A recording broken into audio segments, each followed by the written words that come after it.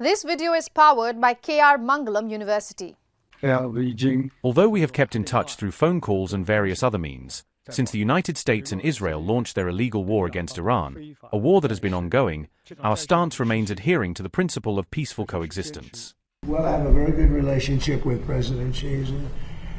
I find him to be a tremendous guy, and we get along well, and you see how we do. We're doing a lot of business with China and making a lot of money. We're making a lot of money. It's different than it used to be.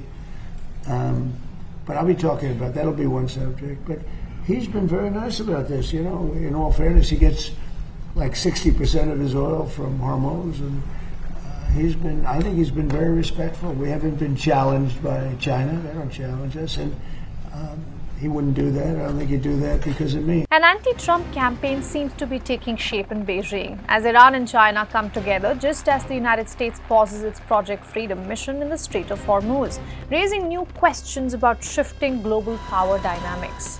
What was once seen as quiet back-channel diplomacy is now out in the open, with reports of a high-level Iran-China huddle emerging just days before the much-anticipated Trump-Xi meeting, adding a new layer of intrigue to the geopolitical landscape.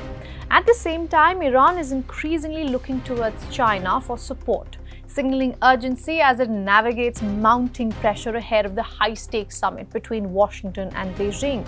In a clear message, Iran has publicly referred to China as a quote-unquote close friend, a statement that underscores deepening ties even as global tensions continue to escalate. And in a development that has caught attention, China's top diplomat Wang Yi has reportedly pushed Iran to reopen the Strait of Hormuz, revealing the kind of pressure Beijing may now be exerting behind closed doors. Iran's Foreign Minister Abbas Araghchi has arrived in Beijing for high-level talks with China's top diplomat Wang Yi, in a visit that comes at a deeply sensitive moment in the ongoing conflict. During the meeting, Iran and China discussed the war, trade ties, and the Strait of Hormuz as rising global tensions continue to ripple across energy markets and diplomatic channels. Araghchi described China as a quote-unquote close friend, signaling Tehran's intent to deepen cooperation as it seeks support amid repeated threats and pressure from the United States. Beijing. Although we have kept in touch through phone calls and various other means, since the United States and Israel launched their illegal war against Iran, a war that has been ongoing, our stance remains adhering to the principle of peaceful coexistence. At the same time, Iran made it clear that it would fiercely defend its quote-unquote legitimate rights during ongoing and future negotiations with Washington, raising the stakes of any diplomatic breakthrough. Tehran has also reiterated its demands for a quote-unquote fair and comprehensive nuclear agreement, framing it as essential to bringing an end to the escalating conflict and restoring stability. China, for its part, has urgently called on both the United States and Iran to reopen the strategically vital Strait of Hormuz as soon as possible, highlighting concerns over global trade disruptions. Araghchi's visit marks his first trip to China since the war erupted on February 28th, and the timing has drawn significant international attention amid shifting alliances.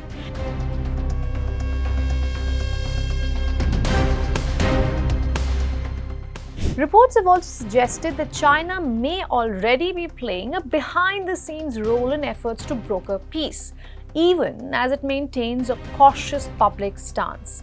Beijing has largely stayed away from direct involvement in the war, attempting to avoid deeper entanglement while still engaging diplomatically with all sides. At the same time, China has resisted US sanctions pressure and continued its oil trade links with Iran, underscoring the strategic depth of their relationship.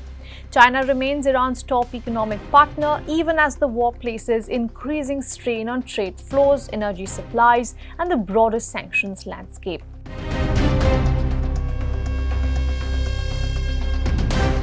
The developments have raised a larger question, whether Araghchi's visit is also setting the stage for a much bigger diplomatic moment involving global powers. These talks come just days before a high-stakes visit by the US President Donald Trump to Beijing, adding another layer of significance to the timing. The US President is scheduled to meet Chinese President Xi Jinping on May 14th and 15th in what is expected to be a crucial summit with global implications. I hope the Chinese tell him what he needs to be told, and that is that what you are doing in the Straits is causing you to be globally isolated. You're the bad guy in this. You guys should not be blowing up ships. You should not be putting mines. You should not be trying to hold hostage the global economy. I hope the Chinese bring, whether it's done privately, but I hope it's done directly, that's the message they deliver to them. As I outlined earlier today, China is an export-driven economy. Okay, I'm not here to speak on behalf of what's in the best interest of China, but it's obvious. China is an export-driven economy. That means they depend on other countries to buy from them. Well, you can't buy from them if you can't ship it there, and you can't buy from them if your economy is being destroyed by what Iran is doing. So it is in China's interest that Iran stop closing the Straits. It's harming China as well.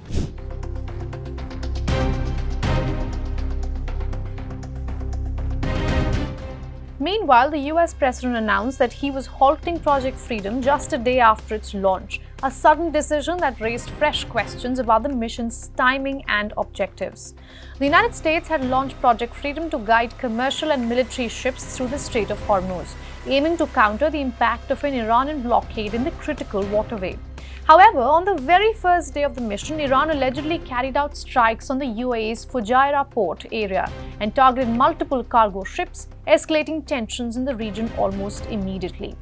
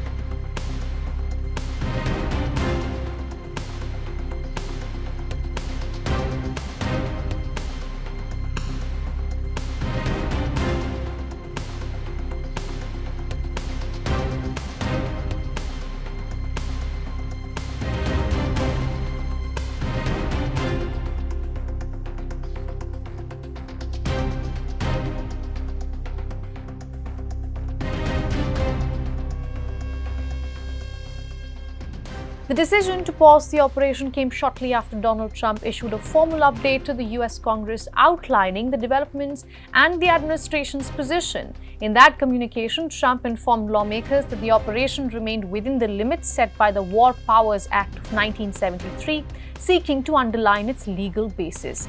Under this law, any presidential military action must be reported to Congress within a 60-day window, placing a clear framework around the use of force. Trump further argued that the ongoing ceasefire with Iran meant that this deadline had not been exceeded, suggesting compliance with the legal requirements. He also stated that the war had effectively quote-unquote terminated following the ceasefire that began on April 7th, framing the situation as a concluded conflict rather than an ongoing engagement. Thanks for watching Hindustan Times.